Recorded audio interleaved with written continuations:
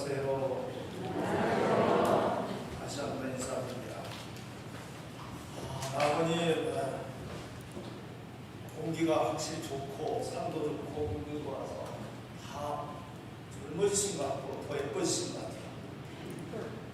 아마 마스크 써서 반들만 보여서 그런지 모르겠어요.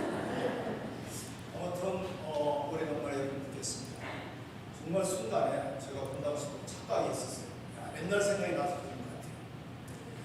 아무튼 여러분들 또 신부님께서 코로나 이 시대에 와서 강론 시간에 얘기 좀 해주면 좋겠다고 해서 기꺼이 응답을 했습니다만 저는 미사는 놔두고 강론만 하는 줄 알았어요. 그랬더니 미사까지 시켜서 2배 우리 신부님이 수고를 해주셨는데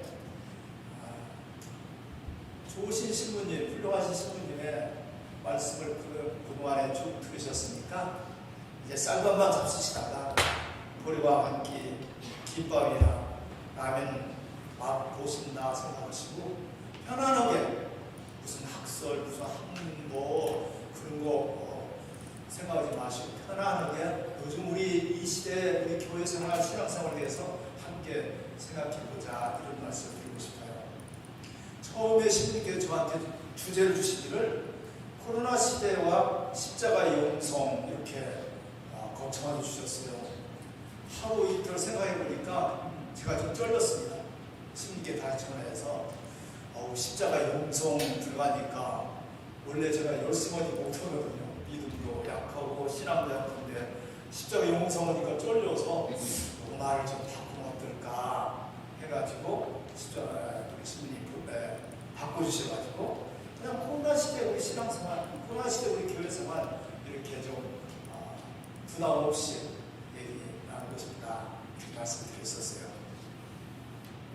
우리가 잘 알다시피 이 인류 역사를 그리스도의 탄생을 기점으로 하죠.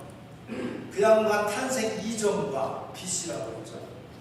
Before Christ라고 하는데 그리고 그 양반 탄생 이후 AD라고 해서 이렇게 그 시대를 두 기점, 예수님 탄생을 기점으로 해서 이렇게 나눴었습니다.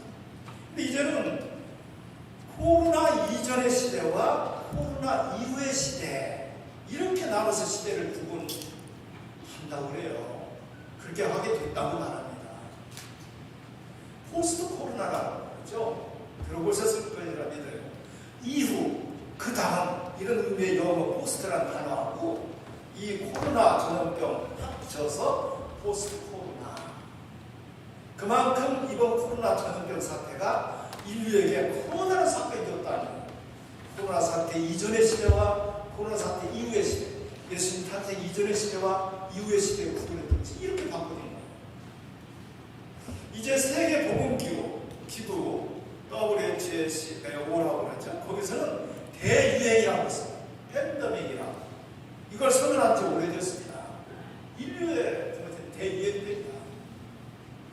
결국은 유치원에서 대학교까지 학교들이 개학을 미뤘고 무슨 비대면 수업이다, 온라인 수업이다, 거리두기 그런 익숙지 않은 일들을 해서 전에는 전혀 경험하지 못했던 혼란을 우리가 겪었습니다. 지금도 겪고 있죠. 교회, 사찰, 문을 다 폐쇄하고 각종 종교 모임 다 금지하게 됐습니다. 우리 교회 입장에서도 그래도 부활 대축일 만큼은 신자들과 함께 지낼 수 있으리라는 그런 기대마저 꺾인 채 부활 시기가 끝나고도 성당문을 굳게 닫아야만 했습니다. 아마 한국 천주교 역사상 부활 주기를 그렇게 보낸 역사는 없을 겁니다. 벌써 작년 일이 됐습니다.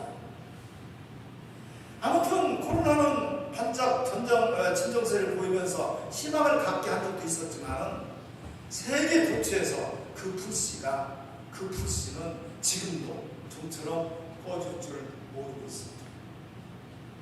백신 급하게 백신이 개발되고 각 나라별로 이제 백신 투여가 한다 노력이 한창이지만 사실 인간이 개발한 백신은 질병의 뒤를 쫓아갈 뿐이죠. 항상 질병 뒤를 쫓아가게 되어 있습니다. 이 코로나 백신도 코로나에서 완전히 벗어나지 못하고 있습니다. 백신하지만 백신을 맞으면 완벽하게 무슨 코로나에서 벗어나리라 기대하기가 좀 어렵다는 얘기죠. 이런 불안과 위기는 인류가 생긴 일에 늘 있어 왔다고 하지만 이번 코로나 전염병은 포스트 코로나라는 신조어까지 등장할 정도로 인류의 경제, 사회, 문화, 종교까지, 예술, 종교까지 인간의 삶의 모든 분야에 큰 영향을 미치면서 인간의 삶의 양식을 바꾸고 있습니다. 2014년 대략 한 6년 전쯤 됐네요. 미국의 펜실바니아 대학 교수이면서 세계적으로 유명한 석학자는 제레미 리프키라는 교수가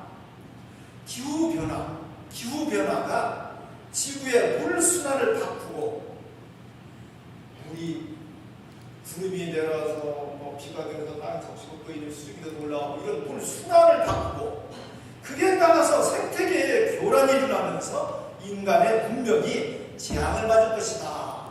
6년 전이었어요. 6년 전에 이런 예고를 했었습니다. 또 2017년 한 3년 전, 3, 4년 전이었어요. 그때 역시 세계적인 석학자 인도 출신인 캐나다 캘프대학의 반다나 시바라는 교수는 또 지적했어요. 전 지구상의 14%를 차지했던 인간의 삶의 영역이 지금은 78%를 차지한다. 그러니까 옛날에는 이 지구상의 전 영역에서 14% 정도가 인간의 삶의 영역이었는데 지금 78%까지 자연과 동물의 삶의 영역을 다 빼앗아서 인간이 이렇게 자기 삶의 영역을 넓히고 개발이다 벌해가지고 산을 깎고 나무를 이렇게 해서 78%까지 삶의 영역을 동식물의 삶의 영역까지 다 빼앗아 차지한 그 결과로 지구상의 생물이 3분의 1이 사라져버린다. 지금 조만간에 이런 상태에 지금 조만간에는 모든 인간이 평등한 고통, 높은 사람, 낮은 사람이나 있는 사람, 없는 사람 모든 인간이 평등한 고통을 경험할 것이고 지독한 시간을 겪을 것이다. 불과 3년 전에 경험했어요. 이런 무서운 경고들은 누구나 귀 기울이지 못했던 인류에 대한 예언적인 경고였습니다. 실제로 지구 전체가 코로나 전염병으로 심하게 몸살을 겪고 있는 이런 와중에 겨우 백신을 만들고 접종을 시작하면서 이제 막 작은 희망을 찾아가는 이때 지난달부터 갑자기 지구촌 곳곳에서 환경 재앙이 발생하고 있습니다. 제가 미국의 텍사스주에서 한 5, 6년 살았었는데 그때 여름이 시작이 되면 일개월 시간에 F나 아가씨가 탁 나와서 까만 차 동네 들어갈 때 카프 위에 지문 거기다가 달걀을 탁 해서 딱 하면 주근주근 해요. 그러면서 텍사스에 여름이 시작됐습니다. 이런 식으로 예고를 하거든요. 보통 30도, 35도까지 막 나가도 1년 내내. 그런데 텍사스에 지난달에 여러 뉴스도 봤죠. 갑작스레 한파가 오고 폭설로 전기가 끊기고 물이 끊기고 교통이 막히는 많은 사람이 피해를 입었습니다. 제가 살 때도 눈이 조금 눈발이 날렸는데 전 학교가 다 등교를 걸고 나왔더라고요. 그래서 참 속으로 참 이렇게도 약한 나라인가 싶었는데 아무튼 미국의 정부는 이 지역을 중대 재난지역으로 선포했습니다. 내가 전화를 했어요. 그 친구한테. 야, 그거 너 괜찮나? 친구님 지금 12도예요. 그래서 저는 영하 12도인 줄 알았어요. 영하 12도? 그랬더니 아니요, 영상 10도. 세상 영상 12도인데도 추워서 발발 떨고 난리가 나고 그러는 거예요. 그런 12도는 참 좋지 않습니까? 그러니까 1년 내내 여름이 있던 그런 텍사스가 상상도 못할 일이에요.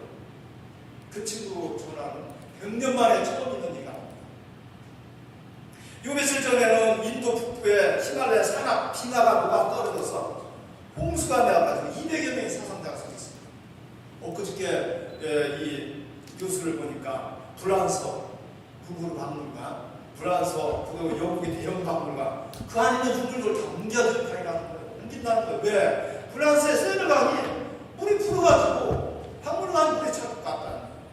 대형 박물관 있는 그 템스강이 물이 풀어가지고 생전 있어도 상상도 못할 일들이 벌어지고 있습니다.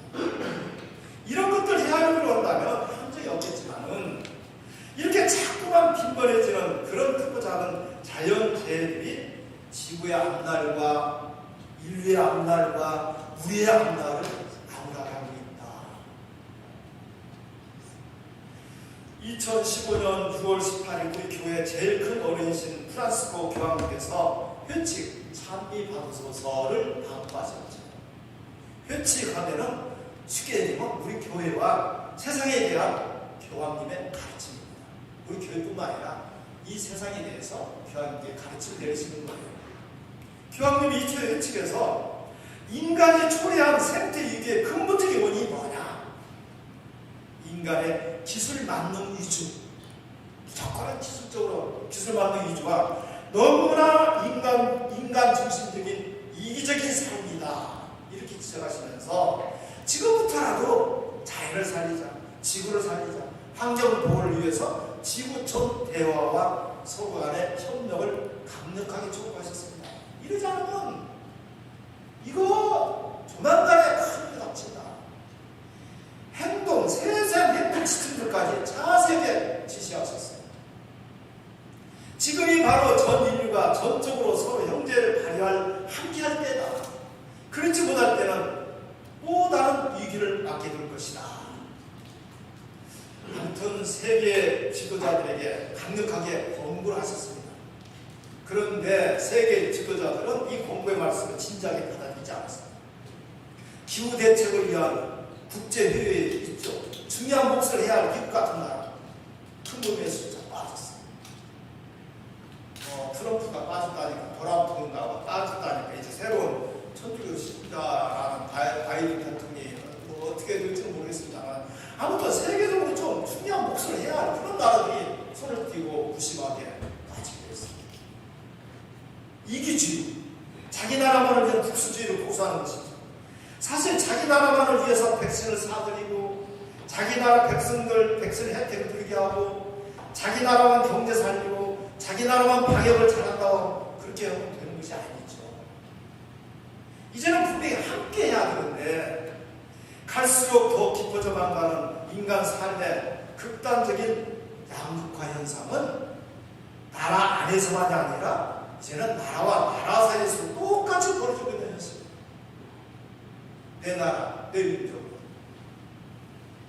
없는 나라들, 소위 못 사는 나라들은 백신은커녕 심신도 못 구해서 쩔쩔매는 가난한 나라들이 참 많습니다. 빈민의 나라들, 아프리카, 남미, 동남아시아 몇몇 나라들은 백신을 구하기는커녕 치료조차 제대로 받지 못하고 그냥 죽어가는 현실입니다. 아프리카에서는 지난달만 10만 명이 죽었다고 해요. 공식적으로 알려지지 않아서 그렇지 알고 보면 이런 증상 때문입니다. 그래서 세계 보건기구에서는 백신이 개발되면 아프리카나 남미, 아시아 등 어려운 나라들에게도 좀 골고루 나눠지기를 바란다고 하지만은 자본주의 나라, 자본주의 사회, 자본주의 제약회사들에서 개발되는 백신 그것 자체가 사실은 엄청난 돈벌이가 된다는 감추어진 눈치도 있는 겁니다. 지식 권리층이 아닙니까? 교황님께서는 이런 걸 걱정하신 거예요. 사실 코로나가 등장하고 가장 먼저 우리들의 삶을 불안하게 만든 것은 경제였습니다. 그래서 나라마다 경제 하지만 그러나 사람이 우선 되어야 한다고 하시면서 교황님께서는 이웃을 생각하는 형제를 강하게 부탁하신 겁니다. 인류는 결코 혼자서는 살아갈 수 없는 그런 사회적인 존재이기 때문에 이제는 이웃의 문제가 바로 우리의 문제, 바로 나의 문제가 된다. 그렇습니다. 코로나로 인해서 생긴 많은 실직자들, 이민자들, 난민들, 용세민들, 작은 가게들, 자영업자들, 뭐 아픈 사람들 그런 사람들이 겪는 고통은 사실 우리의 고통입니다. 만일 우리만이 나만이 이 질병을 피했다고 좋아한다면 나는 그들에게 죄를 짓는 거예요. 이것은 가정에서 남편이 아내의 고통을 보면서 저 고통이 나를 피해갔으니까 다행이다 생각하는 것과 똑같은 것이 되죠. 아내가 아프면 남편도 함께 아파야죠.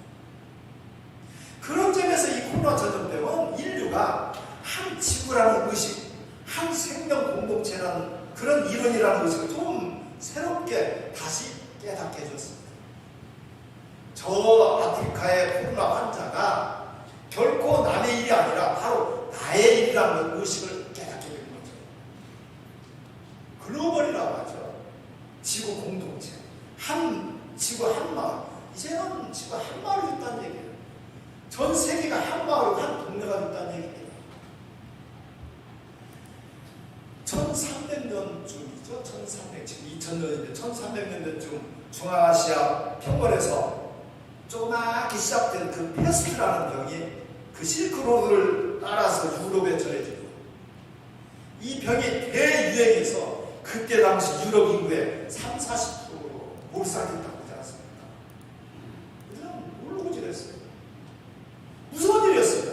그때는 거기 유럽에서만 끝났습니다. 그러나 지금은 내 지역, 내 나라만이 아니라 내 이웃 나라, 저 먼 나라도 한 동네가 된 이상 우리만의 문제, 저쪽만의 문제 아니란 얘기예요. 같이 우리 문제란 아예 문제가 됩니다. 그래서 코로나는 좋은 집에서 나만의 행복을 꿈꾸는 세상이 아니라 이제는 다른 일을 위해서 나의 것을 나누어 숨기는 그런 사회가 된다는 것을, 그런 사회가 되어야 한다는 것을 다시 한번 깨닫게 해줬습니다. 자, 여러분, 이렇게 코로나 대유행과 함께 온 세상이 신음하고 있을 때 우리 교회 역시 신음하게 됐습니다. 아니, 신음하고 있습니다. 성직자, 수도자, 평신도 모두가 고민하고 신음하고 있습니다. 이제 교회 밖에서의 일이 곧바로 교회 자신의 일이 되기 때문에 마스크 쓰기, 사회적 거리두기, 5인 이상 모임 자제하기, 재테크 근무다, 온라인 수업이다, 공부하는 방법, 일하는 방법, 만나는 방법, 심지어는 악수하는 방법까지 바뀌어지면서 이제껏 듣지 못했던 일들이 벌어지고 있어요. 이렇게 코로나의 많은 부분에서 우리 삶의 양상이 바꿔나고 그에 따라서 교회 모습도 많이 바꿔졌습니다. 기도하는 방법도 달라졌고, 봉사하는 방법, 비사하는 방법, 각종 전례 등 많은 신앙 입사뿐만 아니라 신앙에 대한 인식조차도, 이건 중요한 문제예요. 신앙에 대한 인식조차도 바꿔놨습니다. 아니, 앞으로 더 많은 것을 더 많이 바꿔놓을 거예요. 요전에 부정 좀 지났습니다만 어떤 만면우리 자매가 실토하는 소리를 들었습니다. 올 설, 올 부정 때는 좀 편하겠다. 만면을 와서 제사 한번 치르려면 그냥 온 20-30명 스태프들이 모여서 그 난리를 치고 오로지 만면우리가 힘들어 했는데 이제 귀신도 거리두기 해야 된다. 귀신도 거리두기. 5인 가족 못 모인다 해서 금년설에는 제사 안 드려도 되겠구나 싶어서 아이고 살았다 했는데 가만히 생각해보니까 가만히 있자. 제사를 안 드리면 조상신이 무슨 해코지나 하지 않을까 이런 생각이 들더라고요. 내가 잘 드리던 제사를 안 드리면 혹시 뭔 일 생기지 않을까. 그래서 간단히라도 해야 되겠다. 우리 집 식구들만. 근데 또 간단히 하자니 또 간단히 했다고 또 조상신이 또 해코지를 어떨까 걱정이 되더라고요. 별 수 없이 집 식구끼리 제사를 드린다고 하지만 큰 집 맏며느리가 무슨 죄인가 싶더라고요. 푸념할 수 없다 했습니다. 심지어는 이런 것까지도 이렇게 생각이 좀 바뀌었어요. 아무튼 코로나는 이 작은 바이러스가 우리 삶을 이렇게 바꿔놨습니다. 모든 것을 변하고 있고 앞으로도 많은 것이 엄청나게 더 변하고 더 바꿔질 거예요. 이런 속에서 새삼스럽게 생각해 봐야 할 것이 바로 우리 교회의 삶, 우리 신앙의 생활입니다.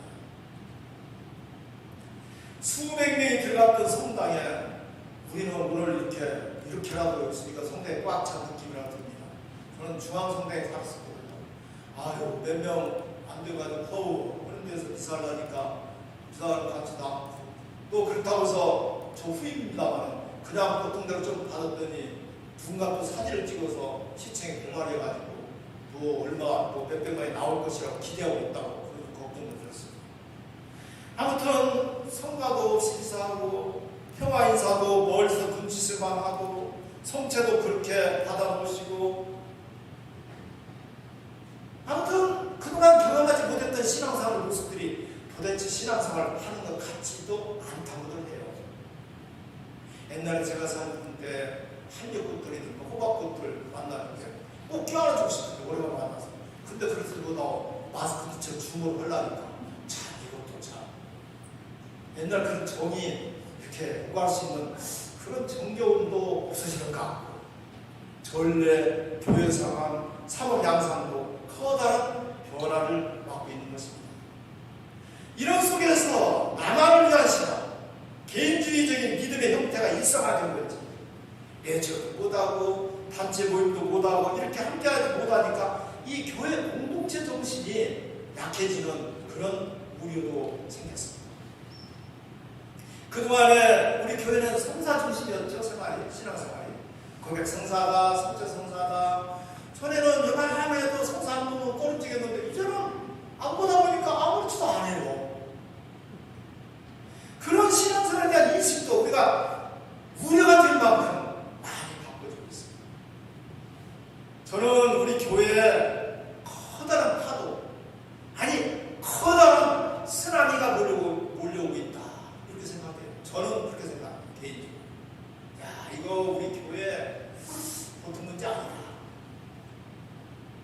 여러분도 기억할 겁니다. 전염병이 코로나 전염병 한창 극성일 때 바티칸 그 넓은 광장에서 홀로 작년 주님 부활 대축 미사를 드리던 그 교황님의 쓸쓸한 모습 자체가 이 시대의 우리 교회 모습이고 우리 교회의 상징이 되었습니다.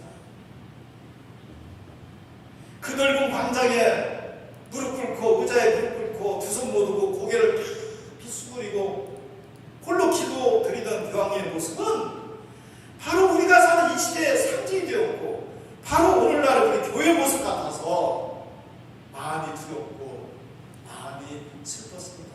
저게 바로 교황님의 그 처절한 기도 모습 혼자 그게 바로 우리 교회 모습이다. 지금 이 생각이 들어서 두렵고 슬펐었습니다. 매일 발표되는 코로나 확진자 숫자가 수백 명 대해서 이제 차츰 감소한다 이런 희망 속에 잊을만 하면 무슨 어디 교회다 무슨 기도원이다 뭐다 집단 감염자 수십 명 수백 명씩 나와서 우리 마음을 찌푸리겠어요. 코로나 집단 발생 세 곳 중에 한 곳은 종교 시설이라는 거예요. 세 곳 중에 한 곳은 종교 시설이라는 거예요. 원래 그리스도교라는 의미 한자로는 기독교죠. 그리스도교라는 의미의 한자로 기독교가 왜 개독교라는 소리가 나옵니까? 요 근래 교회에 대한 인식, 신앙인에 대한 인식이 혐오로 이끌어가는 모습을 보면서 같은 신앙인의 입장에서 등산을 찌푸리가 어디 가서 교회 다닌다는 소리가 허기가 참 그런 슬픈 날이 됐어요. 일부 신앙인들의 광신자들이 하느님을 믿는 사람들은 코로나도 지켜간다. 자기 교회 신도들은 코로나에 안 걸린다. 걸렸다 해도 바로 낫는다. 코로나로 죽으면 바로 순결한다. 소독약 대신에 목사님의 소변을 마시거나 반나. 신앙은 자유다. 신앙의 자유를 누려지면서 반드시 대면 예배를 봐야 된다. 이런 이기적인 법칙들을 보면서 소위 신앙인들, 소위 믿는다는 사람들이 우리를 포함한 믿는다는 사람들이 그동안 자기들 끼리끼리만 얼마나 이기적이었고 얼마나 개인주의에 쩌들어 있었던가를 뻔다시 보게 될 거예요. 솔직히. 자기들 끼리끼리 얼마나 이기적으로 살았던가 소위 믿는다는 사람들, 신앙인들 같은 신앙인으로서 가슴을 아프게 했습니다. 지금도 일부 종교 집단들은 여전히 마스크 없는 종교 예배를 하면서 집단 감염의 원인이 되고 있어요. 예배가 먼저냐? 예방이 먼저냐? 일부 종교 집단들은 정부를 상대로 소송과 대립을 하고 있는 상황입니다. 예배가 먼저냐? 예방이 먼저냐? 다행인가?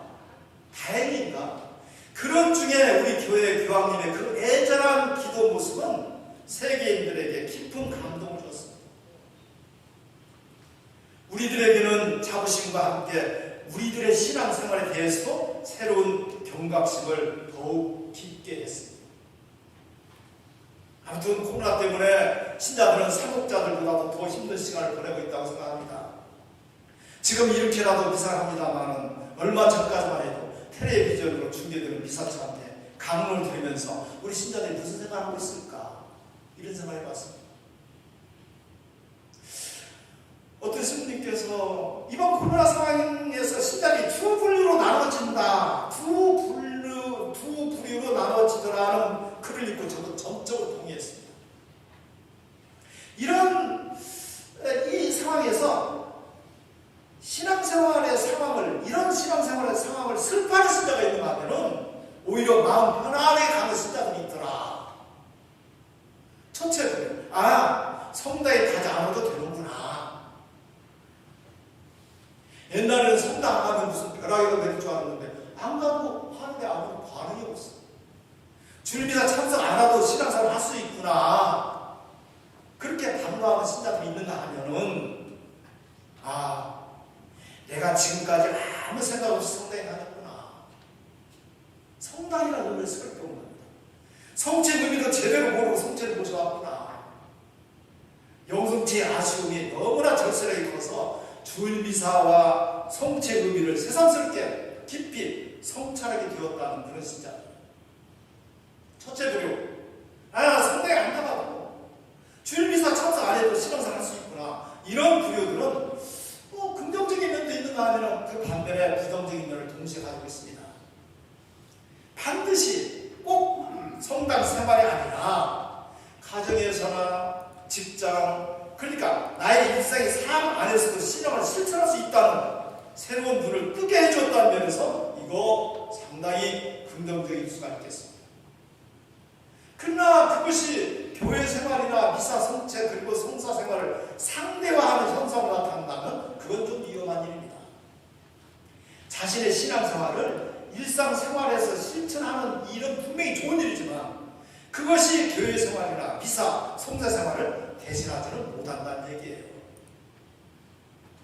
사실 우리가 성당에 나가는 이유가 일상의 삶에서 내 신앙생활을 실천하기 위해서 그 생각 틀리지 않습니다. 어쩌면 그 주장처럼 성당에 가지 않고도 세상에서나 내 삶 안에서 하나님을 떠나지 않고 신앙생활을 할 수 있다는 것을 이번 코로나 사태를 통해서 체험했는지도 모르겠습니다. 저는 그런 사람들이 교회를 아예 떠났다고 강조하고 싶지는 않아요. 앵감자가 하느님 절대 잊어버리지 않는다고 그랬죠. 성당도 안 나가지 나 하는 있지 않은 거 있어. 이런 소리 다 하지 않습니까? 다만 그들 말대로 자신의 일상에서 정말 제대로 하나님의 뜻을 실천하면서 신앙생활을 하기를 바랄 뿐입니다. 자신을 속이거나 그동안 가졌던 자신의 믿음을 속이지 말고 그야말로 말 그대로 세상 한복판에서 자기 삶의 일상 한가운데서 하나님의 뜻대로 살기를 바라는 겁니다. 진짜 그렇게 살아가기를 바라는 겁니다. 예를 들면 주일이면 교회 안 나오는 대신에 재밌게 놀지만 말고 어려운 곳을 방문한다든지 교회에 내지 않는 헌금을 진짜로 가는 사람들에게 베푼다든지 성당에 안 나온 대신 배고픈 사람, 헐벗은 사람, 벽에 시달린 사람 그런 사람들을 그리스도로 만나고 하나님으로 만난다면 그런 사람은 이번 코로나를 통해서 신앙의 핵심을 제대로 살아가게 될 겁니다. 좋은 일이죠. 그야말로 성숙된 신앙의 모습입니다. 그러나 그런 긍정적인 면이 있는가 하면 부정적인 면이 있습니다. 자신의 신앙을 일상에서 실천하는 것이 성당에 나가는 일로 대치될 수 있다고 착각하는 거예요. 그것은 하나님이나 그리스도 그리고 성체, 신앙, 성사생활을 교회 생활을 상대화되는 겁니다. 상대화시키는 겁니다. 우리 교회는 교회 생활과 일상의 삶을 함께 보는 것, 극비하는 교회 생활과 일상의 삶을 똑같이 보는 것을 신앙의 세속화라고 지적하면서 걱정합니다. 그러니까 일상에서 신앙을 실천하는 행위가 주일미사 참석해야 하는 의무를 배치한다고 생각한다면 이것은 신앙을 상대화하는 것이기 때문에 위험하다고 지적하는 겁니다. 이건 순전히 제 경우인데요. 저녁 기도 시간에 신부님들, 성모님들 받지 않아요. 저녁 기도 시간에 손만 이렇게 딱 하면 여기 기도서가 있는데 머리맡에 있는데 기도가 귀찮아요. 아이고 하나님 오늘 저 이런 일 저런 일 이런 거 많이 봉사했잖아요. 근데 오늘 뭐 제 기도까지 받아 잡수시려고 하십니까? 저 오늘 이 정도로 됐지 않습니까? 기도 저 오늘 생각이 들어라 믿습니다. 잘 봐주시겠죠? 그냥 잡니다. 아니 그냥 푸가 잡니다.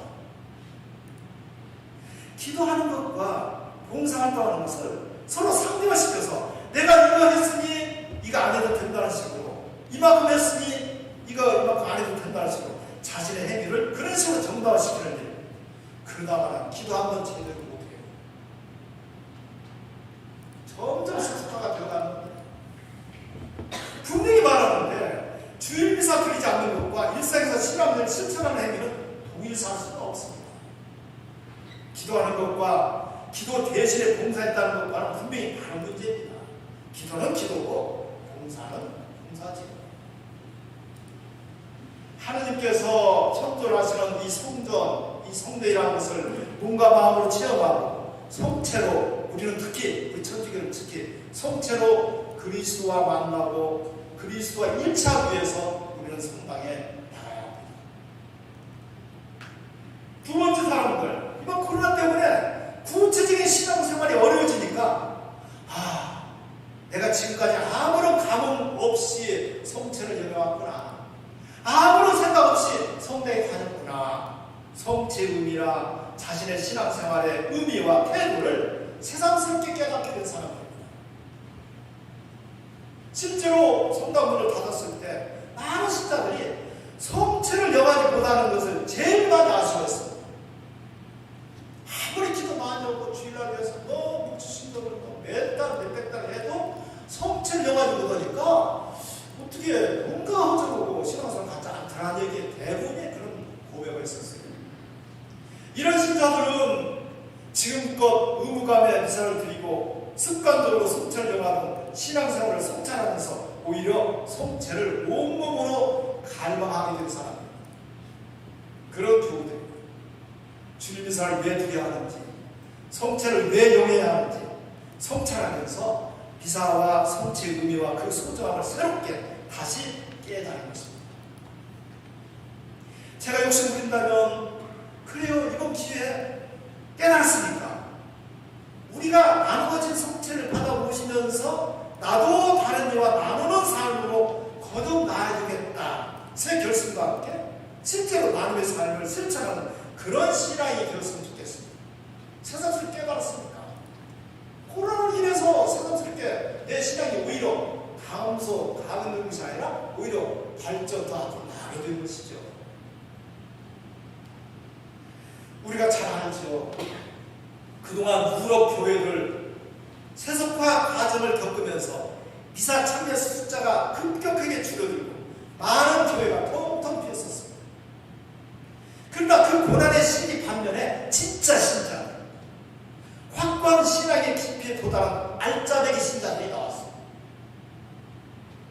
지금은 성당에 나오는 숫자가 줄어들었지만 그야말로 참 신앙인들, 알짜배기 신자들이 성당을 채워가고 있습니다. 점점 유럽 교회가 다 지금 그래요.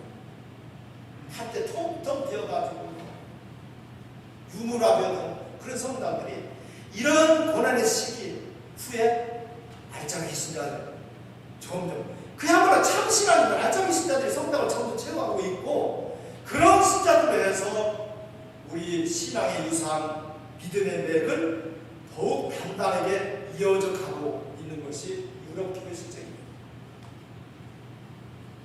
우리 역시 이번 코로나 여파로 교회가 세속화에 빠지는 것이 아니라 오히려 우리들의 신앙생활에 더 깊이 성숙해지는 기회가 되기를 기도합니다.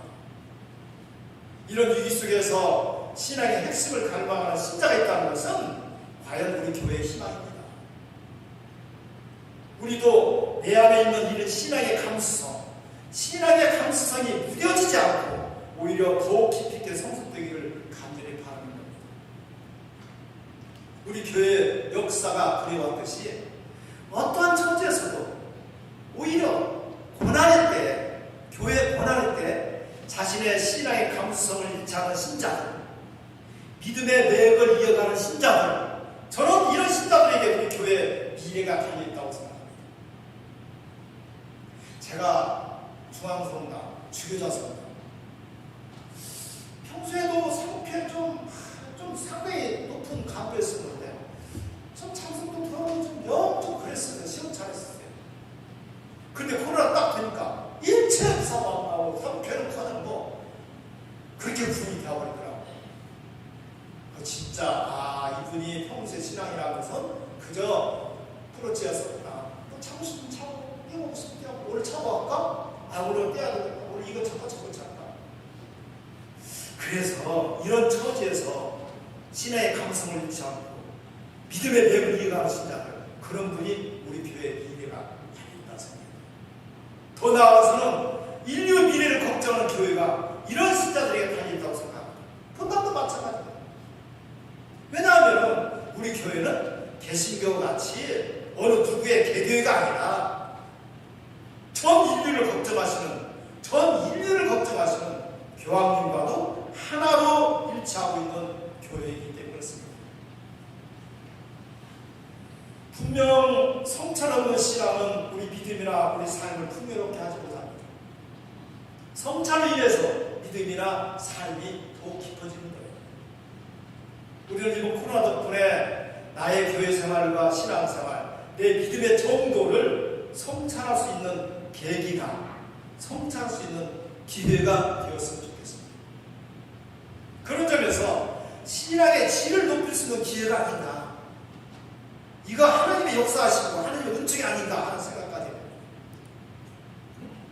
제가 조그만 빌라에 사는데 며칠 전부터 내 방 옆에 봉투, 큰 봉투가 노란 봉투 2개가 있어요. 며칠은 내 것은 아닌데 이쪽 방인가 이쪽 방인 가운데가 있으니까 가져가야지 안 가져가야지. 그러다 하도 며칠간 오래 그래서 내가 이렇게 또 내용을 보니까 개신교회에서 아래층에 계시는데 개신교에서 보내온 커다란 봉투였어요.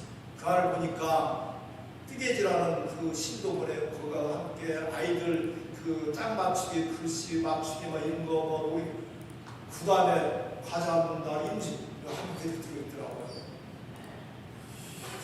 저는 좀 솔직히 부러웠습니다. 부끄러웠습니다. 야, 이런 식으로 교수님 이런 식으로 가는구나. 그러니까 아래 집에 있는 손자, 손녀들, 아이들 교회 못 나오니까 계속 그런 뭐 글자 맞추기, 그림 맞추기, 그리고 과자 이런 거 작업 할 수 있는 것들을 보내는 거예요. 근데 이웃 지방에서 이거 내 것도 아니고 난 불교 다니는데 친구들 청중이 다니죠. 나는 먹읍시다 해가지고 과자 안 먹고 나오고 죽었어. 그랬더니 어제 저녁에 그 집 손자가 와서 신부님 내 거 거기 봉투 못 받냐. 아이고 뭐 좀 보관해서 큰일 날 뻔했어.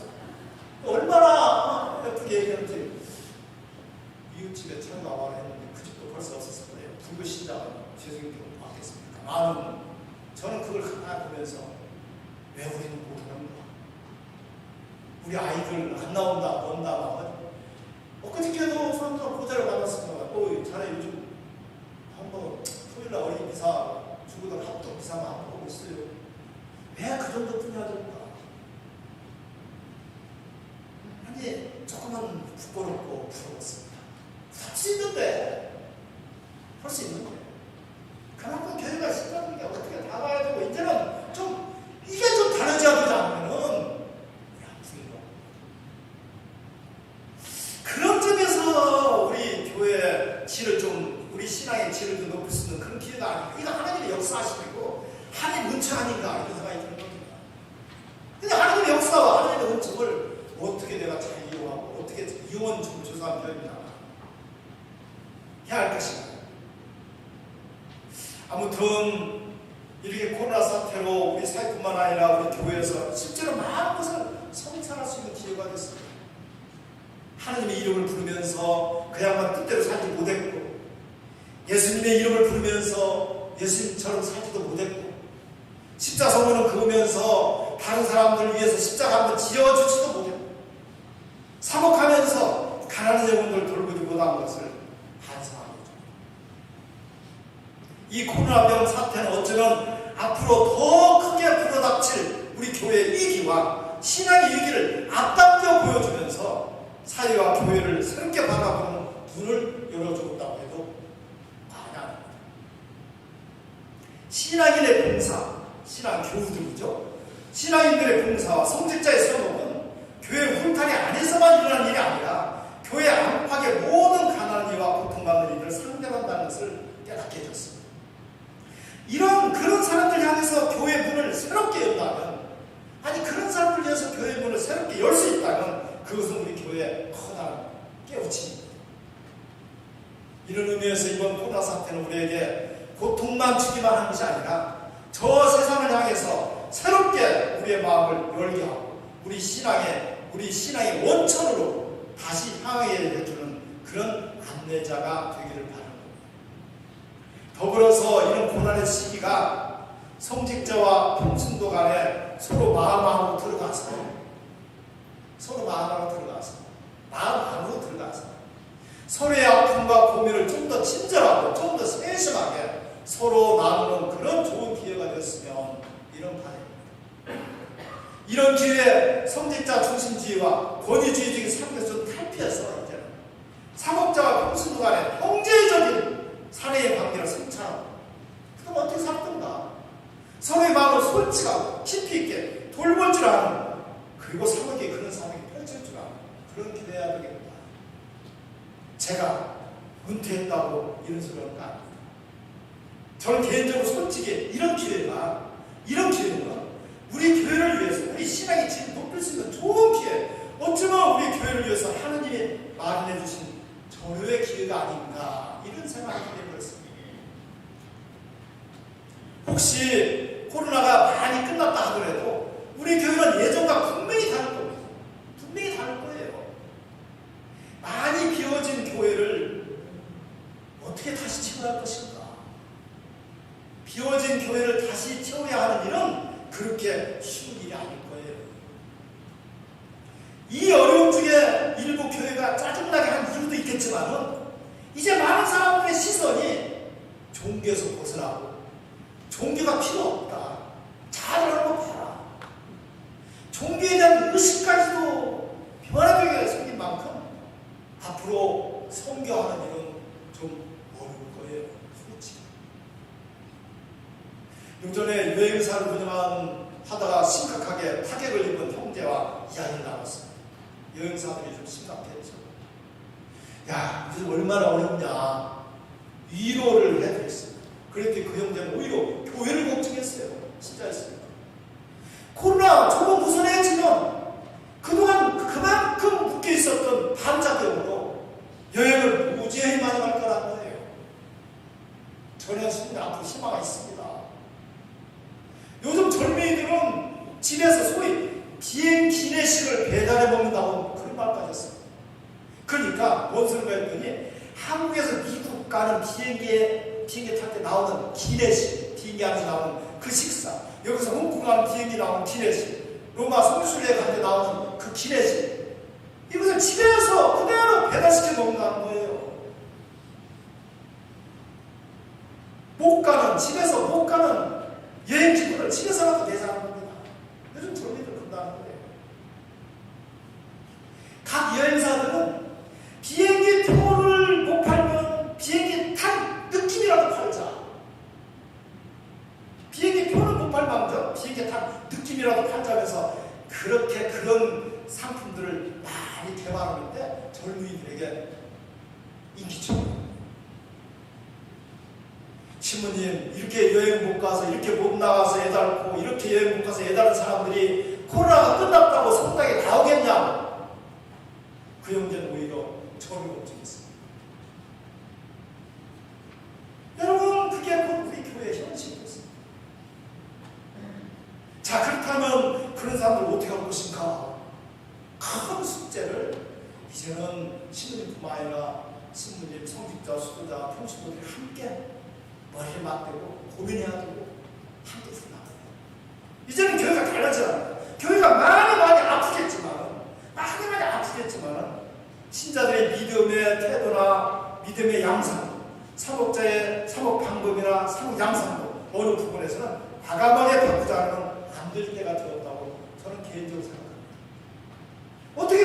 것인가?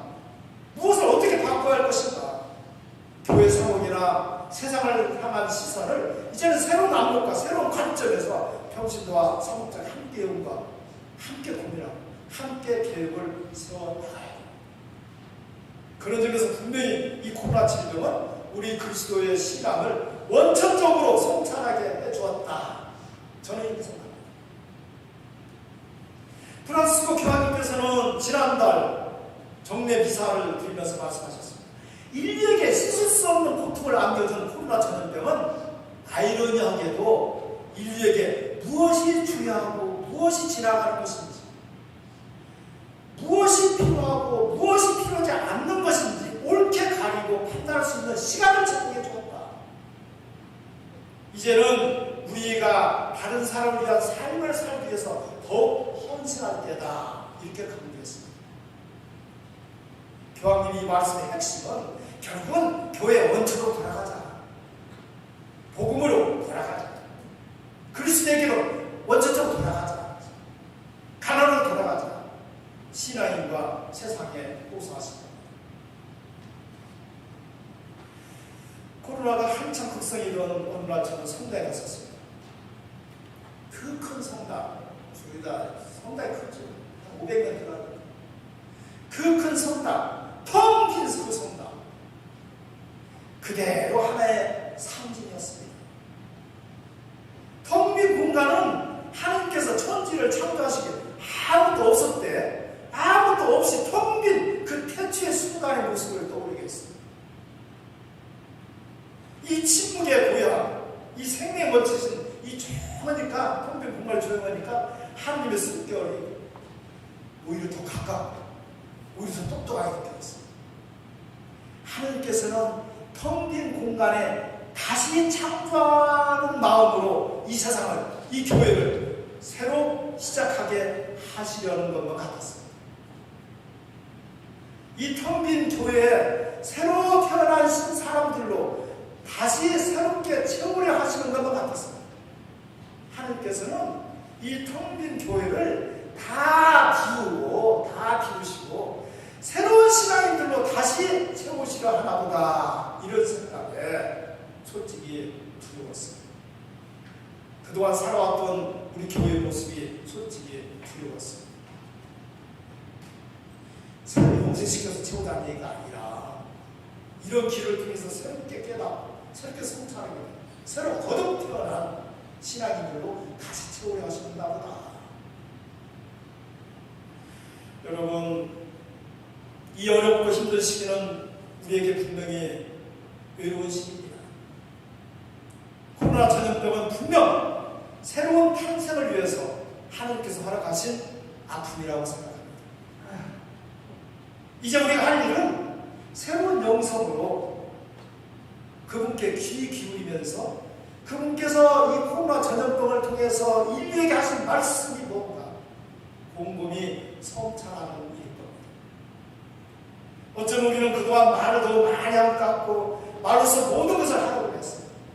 복음 선포도, 하나님 찬양하는 일도, 기도도, 선행도 우리끼리만 말로서만 하려고 우리의 기도와 신심은 역시 말로서만 채워져 왔었습니다. 하느님 말씀 듣는다고 하면서 내 말 하느라고 그 양반 음성을 다 듣지 못했습니다. 이제 우리가 진정 침묵할 때 하느님 음성이 들려올 것이고 우리를 필요로 하는 저 세상과 이웃이 제대로 보일 것입니다. 형제 여러분, 지금 모두가 어렵고 힘든 때입니다. 이런 어려울수록 서로 문자나 영상으로 또 핸드폰 한마디로 서로 위로와 희망을 나누면서 형제를 발휘해야 되겠습니다. 우리는 한 교회 공동체 일원이고 한 믿음의 공동체, 한 본당, 한 식구라는 의식, 신앙의 의식, 믿음의 의식이 희미해지지 않도록, 무뎌지지 않도록 서로 다독이면서 격려하고 기도 중에 서로를 기억하면서 이 시련의 시기를 신앙의 힘으로, 믿음의 힘으로 슬기롭게 잘 이겨냈습니다. 사순절입니다. 성경 말씀대로 또 우리 교회 가르침대로 회개하고 자선을 베풀면서 주님 부활을 준비하는 은총의 시기입니다. 어렵고 힘든 시기지만 여러분의 우리 모두에게 참으로 은총의 시간이